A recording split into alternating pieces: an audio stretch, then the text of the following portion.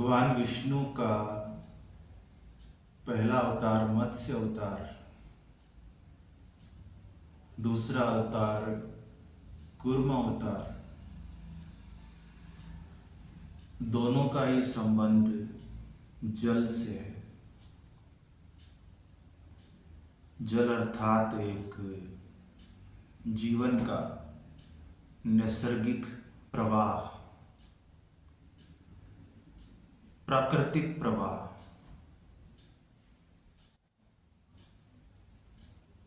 तीसरा अवतार वराह अवतार,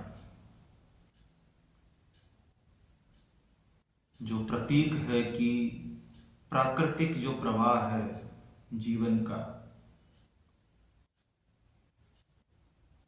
वो जल में ना होकर वो अपने मूल स्वभाव में ना होकर चेतना में स्थित हो जाए।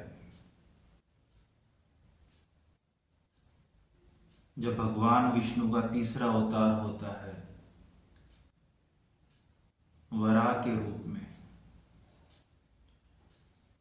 तो हिरण्याक्ष जो राक्षस है वो धरती को रसातल में ले जाता है।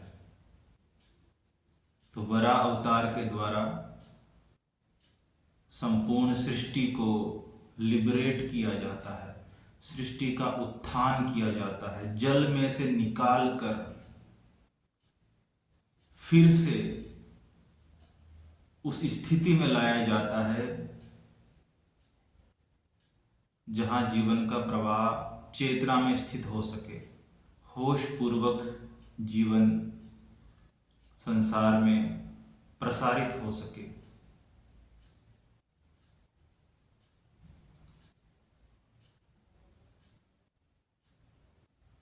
वराह अवतार किसी एक व्यक्ति से संबंधित नहीं है, ये उन सभी लोगों का समग्र प्रयास है जो धर्म के कार्य में लगे हुए हैं, जिनके जीवन का उद्देश्य है कि संसार से पाप नष्ट हो जाए, संसार में समता की भावना स्थित हो सके।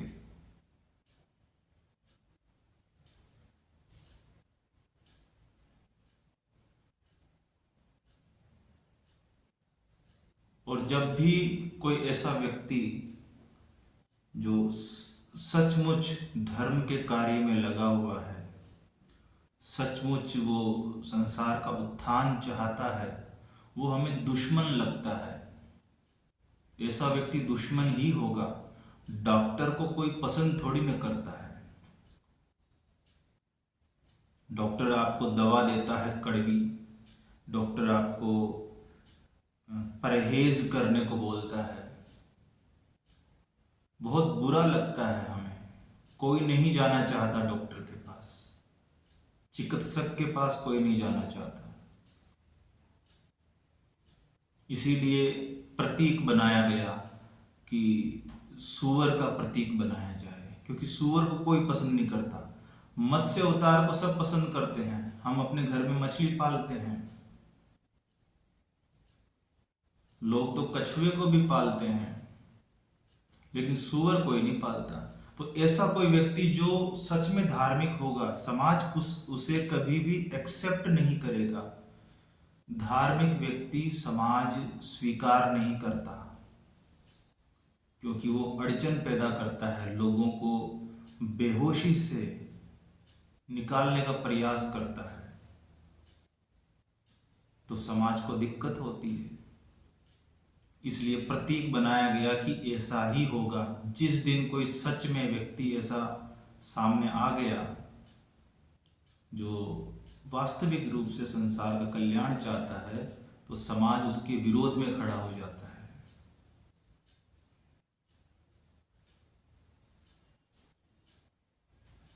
तो पूर्णता, परमात्मा की पूर्णता जिस दिन आपके भीतर प्रकट होगी, आपको लेबल दिया जाएगा समाज विरोधी। धर्म विरोधी का लेबल दिया जाएगा।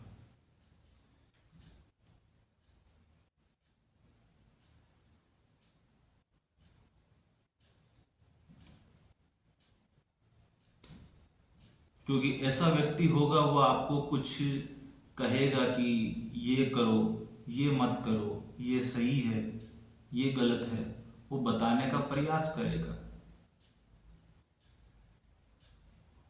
लेकिन आदमी पूरी तरह से ना तो धार्मिक है और ना पूरी तरह से सांसारिक है।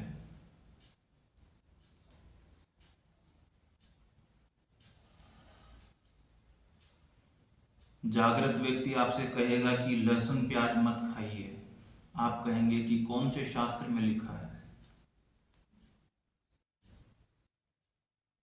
जागृत व्यक्ति आपसे कहेगा कि व्यर्थ के चिंतन में मत लगिए, आप कहेंगे कि फिर हम क्या करें।